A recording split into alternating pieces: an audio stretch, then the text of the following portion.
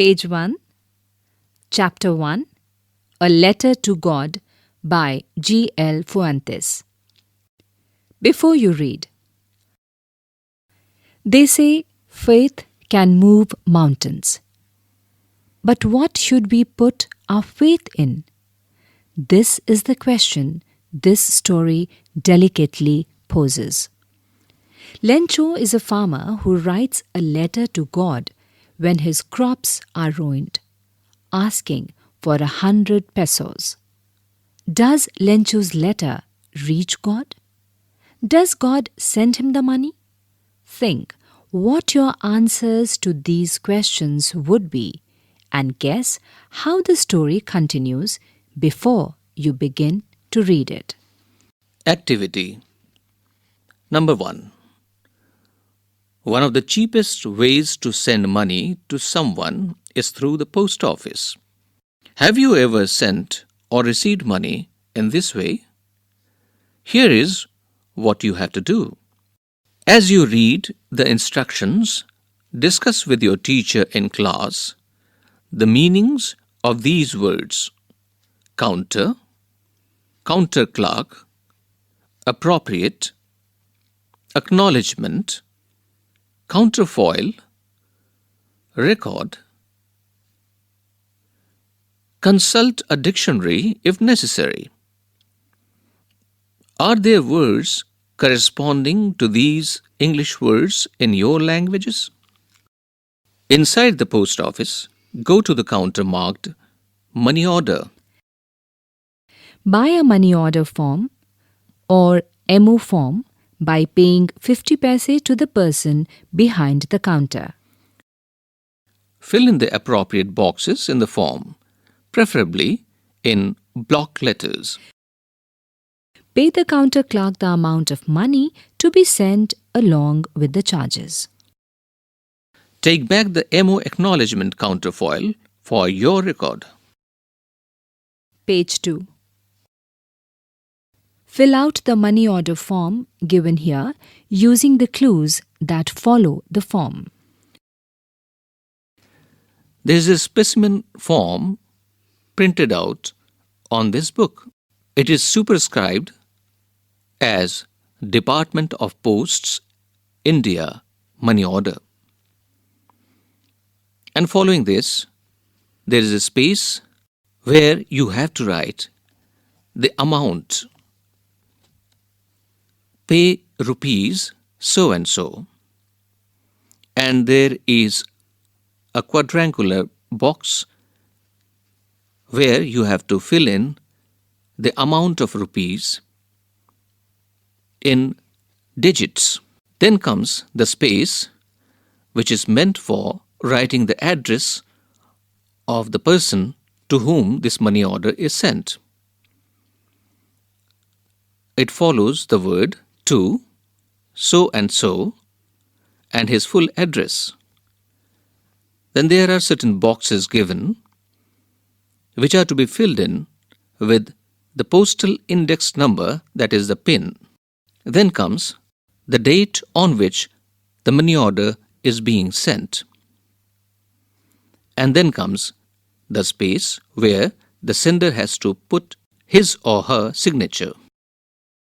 Then there is a space for official use only, which is to be filled in by the clerk at the counter. Then he gives you back the MO acknowledgement counterfoil. And this MO acknowledgement counterfoil is the part of the entire money order form. This MO acknowledgement counterfoil denotes money order number, date on which it is sent, and the sender's name and address. Here, the counter clerk would ask you to give your name and address with full postal index number, that is the PIN. And he will also give with the seal of the post office the acknowledgement counterfoil denoting how much money he has received by way of money order as well as the commission. Date stamp would be put on the specified place, and the signature of the payee is to be put at the end. There is also a space for communication, just in case the sender of the money order wants to communicate in very few lines and words certain things which are to be communicated to the receiver of the money order. Page number 3. Think about who you will send the money to and how much. You might want to send money for a magazine subscription or to a relative or a friend. Or you may fill out the form with yourself as sender and your partner as receiver. Use a part of your pocket money and submit the form at the nearest post office to see how it's done. See how your partner enjoys getting money by post. Notice that the form has 3 parts: the money order form, the part for official use, and the acknowledgement. What would you write in the space for communication? Now complete the following statements. Number 1. In addition to the sender, the form has to be signed by the blank space. 2. The acknowledgement section of the form is sent back by the post office to the blank after the blank signs it. Number 3. The space for communication section is used for blank. 4. The form has 6 sections. The sender needs to fill out blank sections and the receiver blank. The house, the only one in the entire valley, sat on the crest of a low hill. Crest here means top of a hill. From this height, one could see the river and the field of ripe corn dotted with flowers that always promised a good harvest. The only thing the earth needed was a downpour or at least a shower. Throughout the morning, Lencho, who knew his fields intimately, had done nothing else but see the sky towards the northeast. Now we are really going to get some water, woman. The woman who was preparing supper replied, "Yes, God willing." The older boys were working in the field, while the smaller ones were playing near the house until the woman called to them all, "Come for dinner." It was during the meal that, just as Lencho had predicted, big drops of rain began to fall. Page 4. In the northeast, huge mountains of clouds could be seen approaching. The air was fresh and sweet.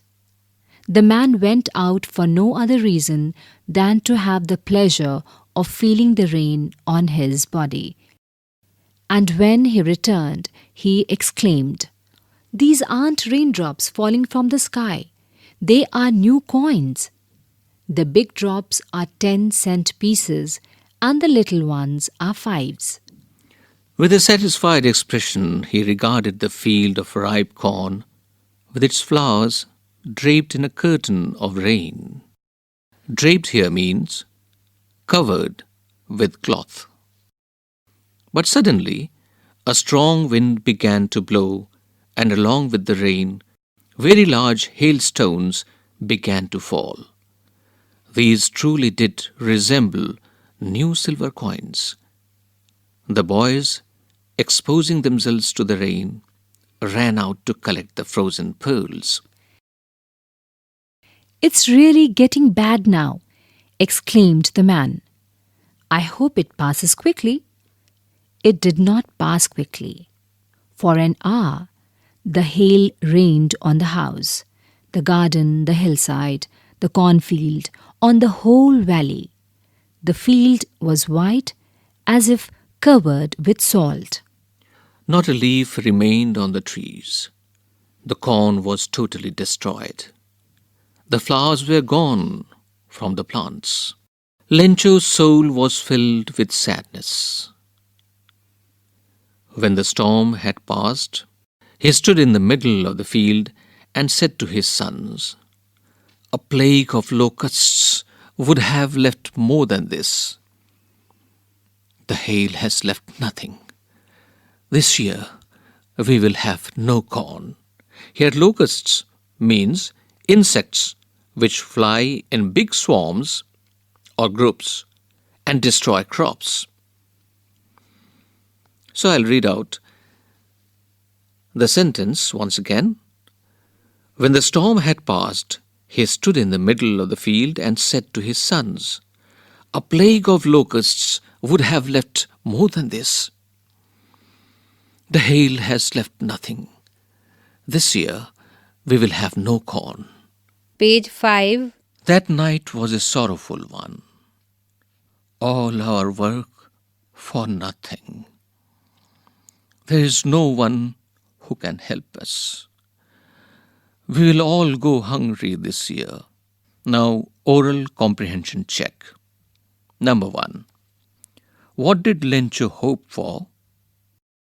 Number 2. Why did Lencho say the raindrops were like new coins?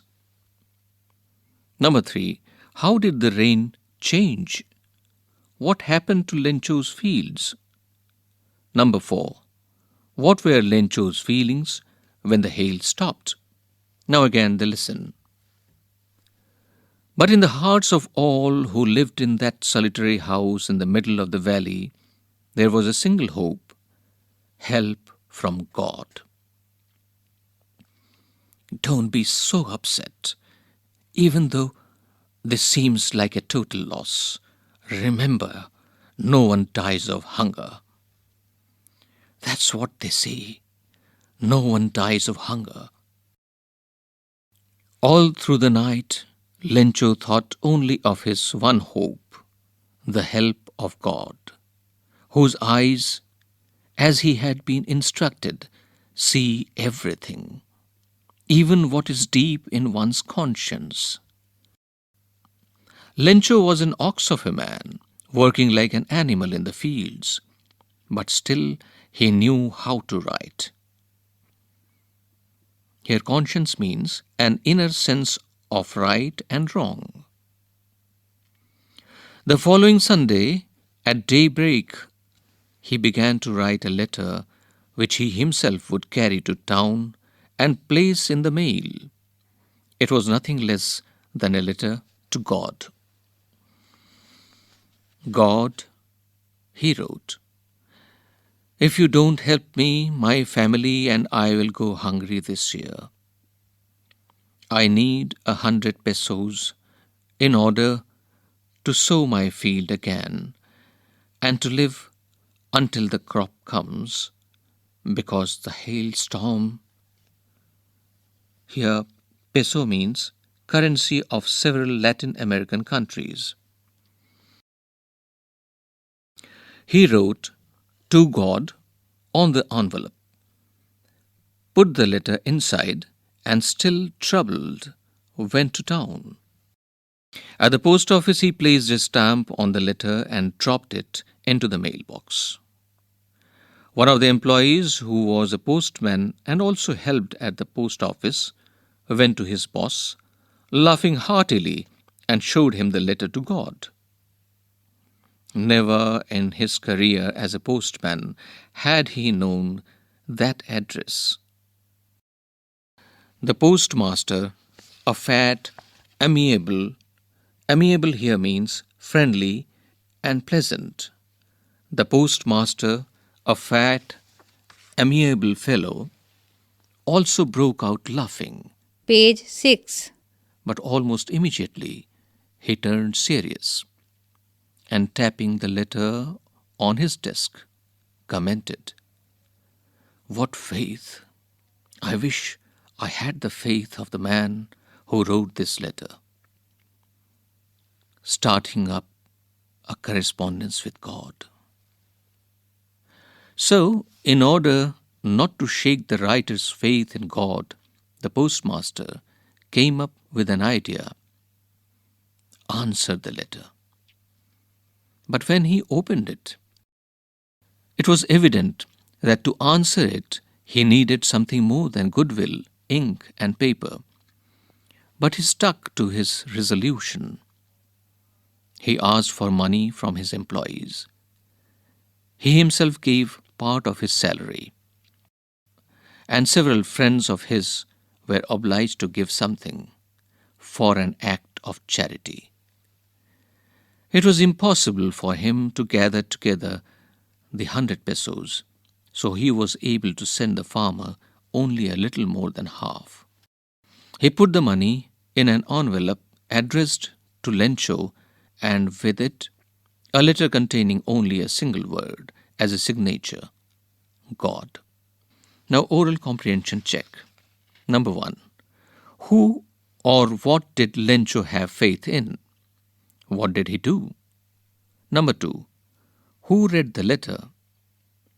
Number 3. What did the postmaster do then?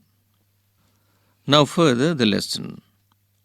The following Sunday, Lencho came a bit earlier than usual to ask if there was a letter for him. It was the postman himself who handed the letter to him, while the postmaster, experiencing the contentment of a man who has performed a good deed, looked on from his office. Here contentment means satisfaction. Lencho showed not the slightest surprise on seeing the money. Such was his confidence. But he became angry when he counted the money.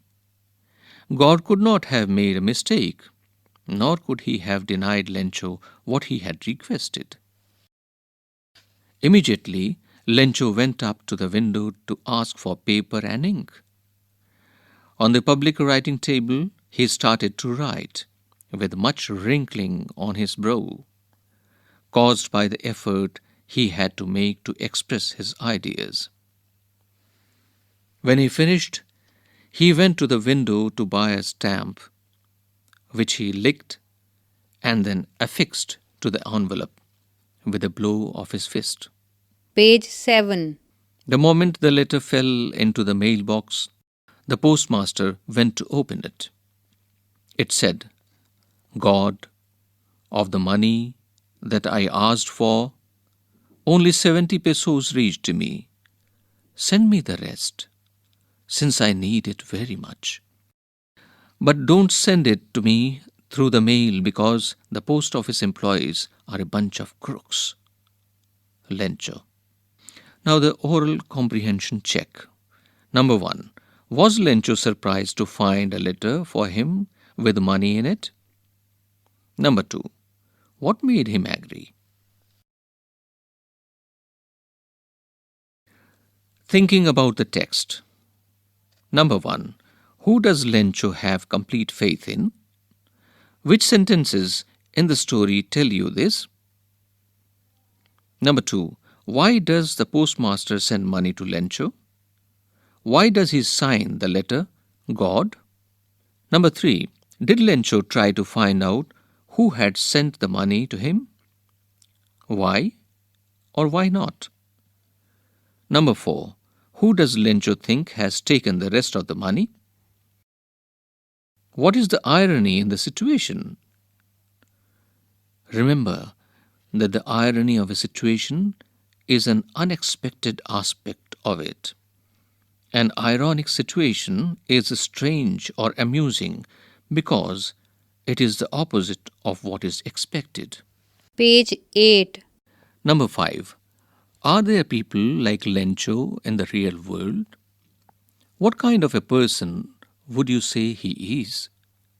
You may select appropriate words from the box to answer the question.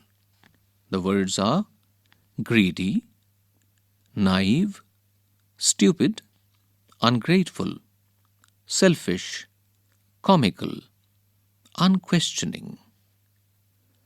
6. There are two kinds of conflict in the story: between humans and nature, and between humans themselves. How are these conflicts illustrated? Now, thinking about language. Number 1. Look at the following sentence from the story. Suddenly, a strong wind began to blow, and along with the rain, very large hailstones began to fall. Hailstones are small balls of ice that fall like rain. A storm in which hailstones fall is a hailstorm. You know that a storm is bad weather with strong winds, rain, thunder, and lightning.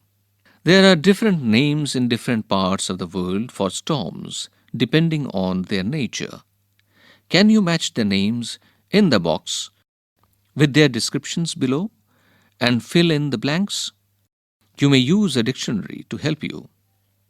The words are gale, whirlwind, cyclone, hurricane, tornado, typhoon. Here are certain sentences which test your knowledge of the words which are just now given to you. You have to fill in the blank spaces with the spellings of the right words. Number 1. A violent tropical storm in which strong winds move in a circle. You have to fill in 2 blank spaces, then C, then 4 blank spaces. Each blank space is to be filled in with an alphabet to make the right word. Number 2. An extremely strong wind. 1 blank, then A, then 2 blanks. Number 3. A violent tropical storm with very strong winds. 2 blanks, then P, then 4 blanks. Number 4. A violent storm whose center is a cloud in the shape of a funnel. 3 blanks, then N, then again 3 blanks. Number 5. A violent storm with very strong winds, especially in the western Atlantic Ocean. 2 blanks, then R, then 6 blanks. Number 6. A very strong wind that moves very fast in a spinning movement and causes a lot of damage. 4 blanks, followed by L, then again 4 blanks. Now the second exercise. Notice how the word hope is used in these sentences from the story. A. I hope it. A. I hope it, the hailstorm, passes quickly. B. There was a single hope, help from God. In the first example, hope is a verb which means you wish for something to happen. In the second example, it is a noun meaning a chance for something to happen. Page 9. Now match the sentences in column A with the meanings of hope in column B. First, column A. Number 1. Will you get the subjects you want to study in college? I hope so. Number 2. I hope you don't mind my saying this, but I don't like the way you are arguing. Number 3. This discovery will give new hope to HIV/AIDS sufferers. Number 4. We were hoping against hope that the judges would not notice our mistakes. Number 5. I called early in the hope of speaking to her before she went to school. Number 6. When everybody had given up hope, the fishermen came back 7 days after the cyclone. Now the sentences to be matched with the sentences in the column A, which we have just now read. Now the sentences in column B. A feeling that something good will probably happen. The next, thinking that this would happen. It may or may not have happened. Next sentence, stopped believing that this good thing would happen. Next sentence, wanting something to happen and thinking it quite possible. Next sentence, showing concern that what you say should not offend or disturb the other person, a way of being polite. And the next sentence, wishing for something to happen, although this is very unlikely. Now the relative clauses. Look at these sentences. A. All morning, Lencho, who knew his fields intimately, looked at the sky. B. The woman, who was preparing supper, replied, Yes, God willing. The italicized parts of the sentences give us more information about Lencho and the woman. We call them relative clauses. Notice that they begin with the relative pronoun who. Other common relative pronouns are whom, whose, and which. The relative clauses in A and B are called non-defining because we already know the identity of the person they describe. Lencho is a particular person and there is a particular woman he speaks to. We don't need the information in the relative clause to pick these people out from a larger set. A non-defining relative clause usually has a comma in front of it and a comma after it. Some writers use a dash instead, as in the story. If the relative clause comes at the end, we just put a full stop. Join the sentences given hereafter using who, whom, whose, which as suggested. Number 1. I often go to Mumbai. Mumbai is the commercial capital of India. To join these two sentences, you have to use the word which. Number 2. My mother is going to host a TV show on cooking. She cooks very well. You have to join these two sentences with the word who. Page 10. Number 3. These sportspersons are going to meet the president. Their performance has been excellent. You have to join these two sentences with the word whose. Number 4. Lencho prayed to God. His eyes see into our minds. Use the word whose. Number 5. This man cheated me. I trusted him. Use the word whom to join these two sentences. Sometimes the relative pronoun in a relative clause remains hidden. For example, look at the first sentence of the story. A.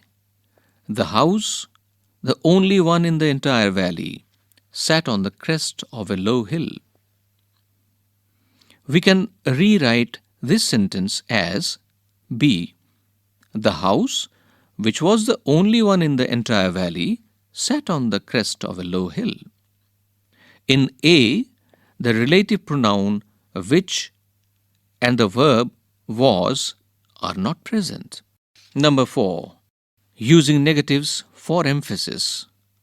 We know that sentences with words such as no, not, or nothing show the absence of something or contradict something. For example, A. This year, we will have no corn. Corn will be absent. B. The hail has left nothing. That means absence of a crop. Number C. These aren't raindrops falling from the sky, they are new coins.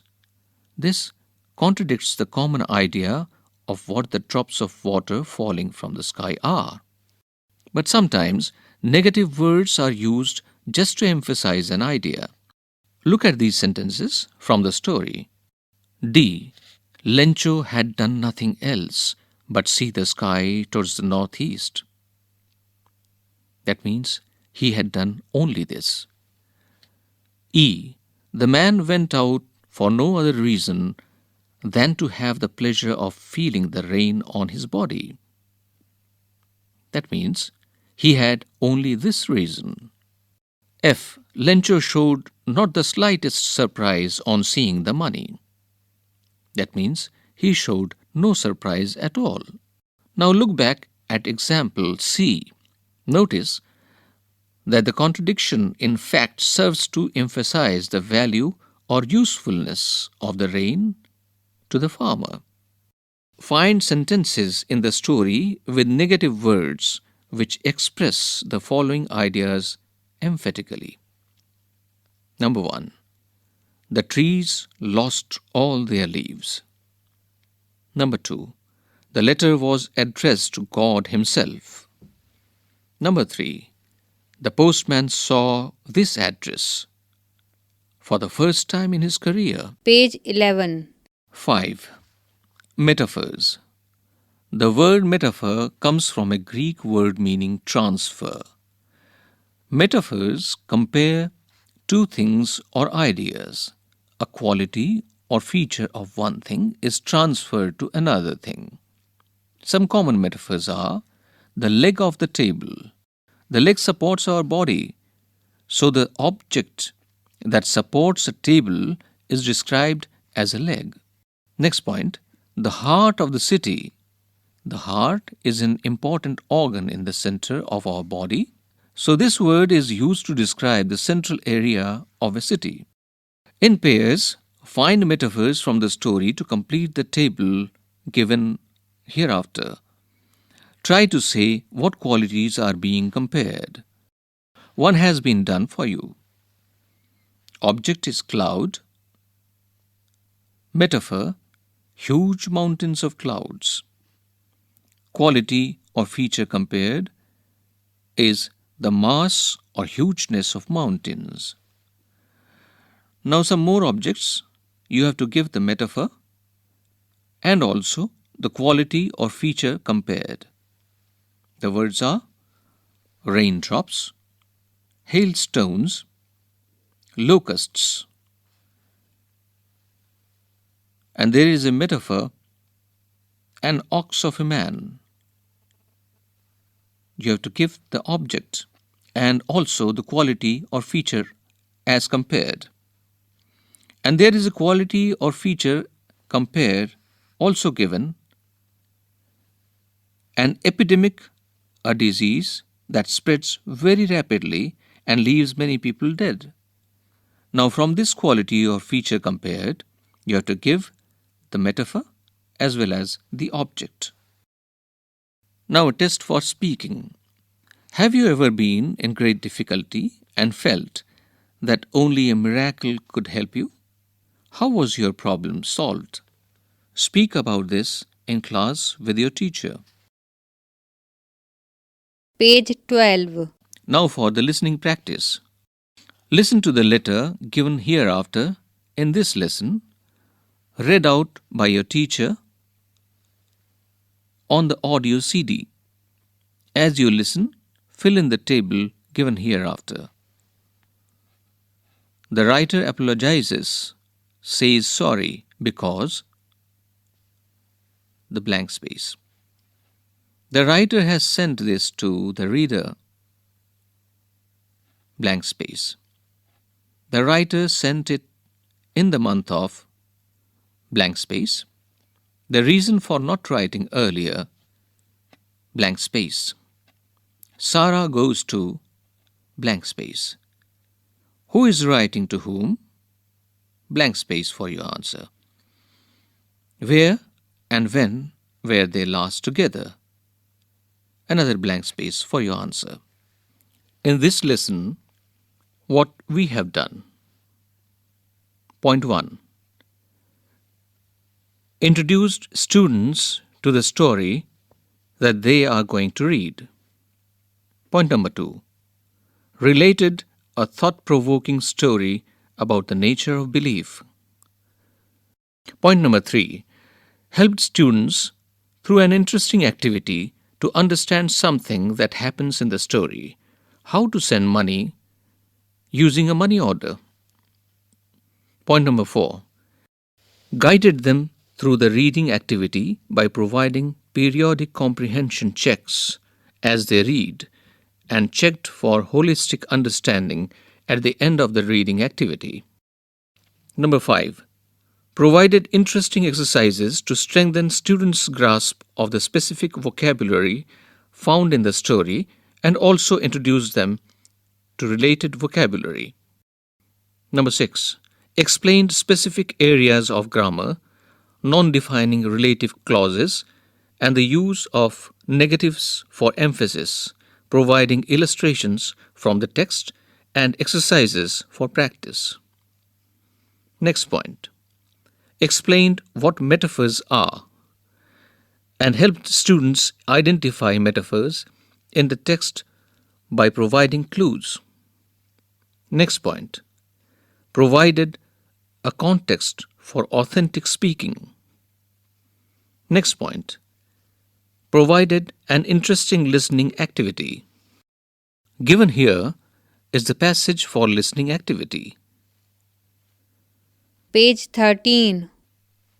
Bhatt House, 256 Circuit Road, Kanpur, Uttar Pradesh, India. The 25th of January, 2006. Dear Arati, how are you? I'm sorry I haven't written for a very long time. I think I last sent you a birthday card in the month of September 2005. We have just moved house. See our new address above. This is our new home. Sarah has just about started going to school. We have admitted her to Little Feet as this is very close to our new home. I am sitting here by the window sill, writing to you. There is a slight drizzle outside, and I am reminded of the good times we had together at Bangalore last year. Do write back. Love, Jaya. Now what you can do. Before you read, encourage students to share their ideas about what will happen in the story. Now activity. Before filling out the form, get the students to read through the form and decide which parts they should fill out and which parts will be filled in by the postal department. Ask a few students to volunteer to actually send a money order. The amount need not be large, and share the experience with the rest of the class. Reading. Break the text up into manageable chunks for reading, 3 paragraphs, for example, and encourage students to read silently on their own. Give them enough time to read and then discuss what they have read before going on to the next portion. Use the oral comprehension checks in the appropriate places and use the thinking about the text questions at the end of the passage to help them go beyond the text. Grammar. After they have done the exercise, ask students to make their own sentences with non-defining relative clauses. For example, Meena, who is a very clever girl, is always first in class. Or, our gardener, who knows a lot about plants, loves to talk about them. Speaking, take the first turn. Talk to the students about an instance from your own life or from that of someone you know. Page 14. Dust of Snow. This is a poem. The way a crow shook down on me the dust of snow from a hemlock tree has given my heart a change of mood and saved some part of a day I had rued. This is a poem by Robert Frost. Glossary. Hemlock. It means a poisonous plant or tree with small white flowers. Rude. It means held in regret. Thinking about the poem. This poem presents a moment that seems simple but has a larger significance. Compare this with other quotation from Robert Frost. Always, always a larger significance. A little thing touches a larger thing. Number 1. What is a dust of snow? What does the poet say has changed his mood? How has the poet's mood changed? Number 2. How does Frost present nature in this poem? The following questions may help you to think of an answer. Number 1. What are the birds that are usually named in poems? Do you think a crow is often mentioned in poems? What images come to your mind when you think of a crow? Number 4. Again, what is a hemlock tree? Why doesn't the poet write about a more beautiful tree such as a maple, or an oak, or a pine? Number 3. What do the crow and hemlock represent? Joy or sorrow? What does the dust of snow that the crow shakes off a hemlock tree stand for? Number 3. Have there been times when you felt depressed or hopeless? Have you experienced a similar moment that changed your mood that day? Page 15. Poem Fire and Ice. This poem is again by Robert Frost. Fire and Ice. Some say the world will end in fire. Some say in ice. From what I have tasted of desire, I hold with those who favor fire. But if it had to perish twice, I think I know enough of hate to say that for destruction ice is also great and would suffice. Glossary. Perish means die. Suffice means to be sufficient.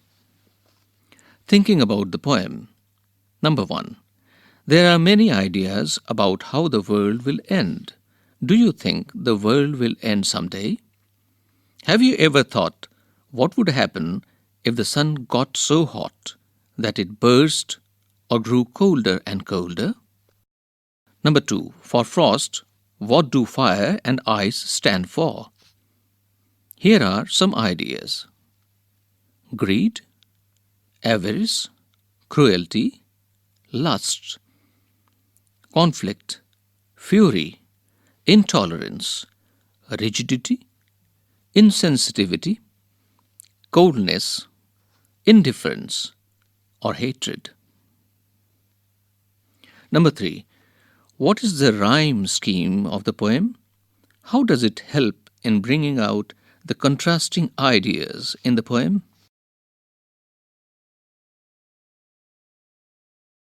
Page 15. Poem Fire and Ice.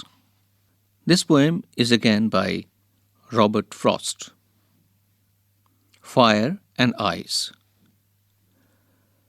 Some say the world will end in fire.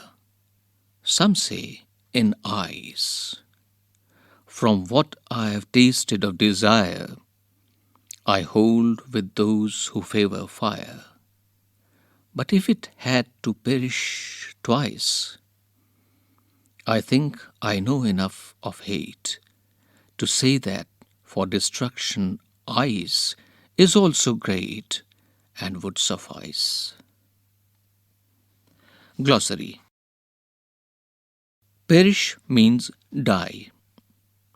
Suffice means to be sufficient. Thinking about the poem.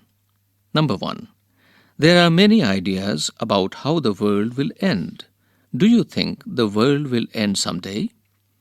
Have you ever thought what would happen if the sun got so hot that it burst or grew colder and colder? Number 2. For frost, what do fire and ice stand for?